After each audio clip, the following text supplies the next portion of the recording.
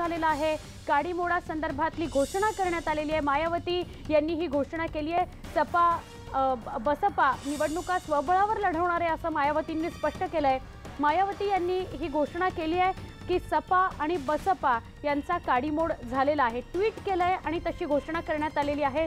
बसपा सगळ्या निवडणुका स्वबळावर लढणार असल्याचं मायावतींनी ट्विट केलंय।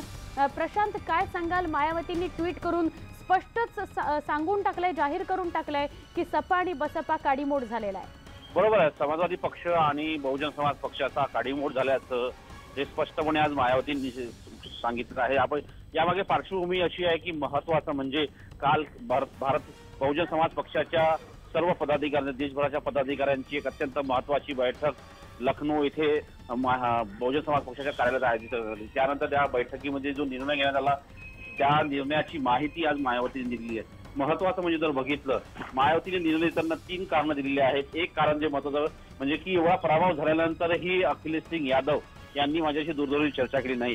जेव्हा 23 तारखेला निर्णय आला होता तेव्हा मी स्वतः बोलले होते, पण त्यांनी ज्या पद्धतीने 1-2 आघाडीचं काम असतं त्या पद्धतीने त्यावरचा दुजाभाव केला। सोबतच अनेक समाजवादी पक्षाच्या कार्यकर्त्यांनी बहुजन समाज पक्षाच्या उमेदवाराच्या विरोधात काम केलं अशी ही माहिती पुढे आली। त्याची अनेक उदाहरण मायावतीने दिले। त्याचमुळे हा एक मोठा असं म्हणावं लागेल की हा एक मोठा निर्णय मायावतीने घेतला आहे। खरं 23 तारखेच्या निकालानंतर खरं तर सपा बसपा काडीमोड करतील अशी शक्यता होती। त्याच अनुषंगाने रोज